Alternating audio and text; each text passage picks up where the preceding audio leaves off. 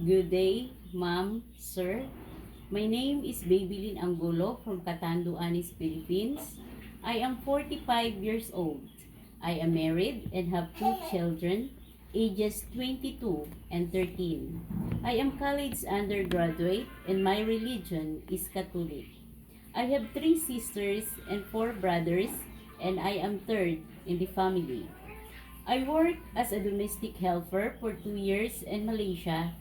I serve a couple with two children, ages 7 and 16.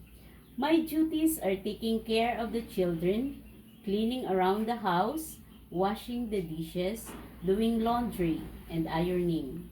I want to work in Hong Kong because it is close to the Philippines and offers a higher salary, and I want to help my husband raise our family. I know how to take care of the children and I love pets, especially cats. Mom, sir, if you hire me, I promise to do my best, follow your rules and regulation, and be a responsible and hardworking worker. Thank you and looking forward to work with you as soon as possible.